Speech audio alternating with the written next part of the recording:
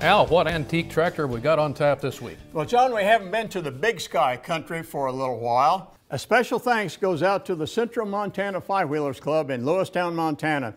They brought out this 1935 Allis-Chalmers M Crawler for us to show you.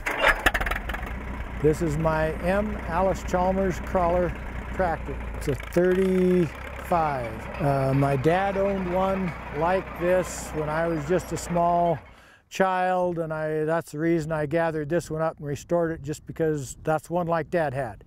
I just barely remember him having it. He traded it off for a different, bigger size. They used a lot of crawlers. Some of them they put dozers on, but there was a lot of them used just strictly for farming. This one has a belt pulley on the back. I would not recommend you put anything on the belt pulley because it's about to explode, but it does have a belt pulley on it.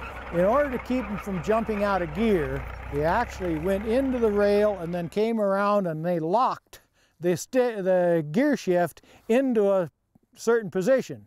To change gears, you had to come out of the lock and back over, get to the next one, put it in gear, and lock it in gear again.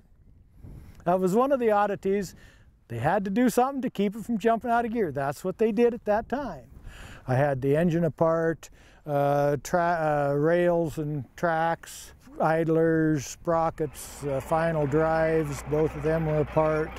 Clutches and brakes were both totally stuck, all removed and freed up. It was a fun one. I wanted to do a crawler. I did one. That's enough. Don't forget, you can find Tractor Tales online at usfarmreport.com or on Facebook. The segments can also be downloaded as podcasts from iTunes.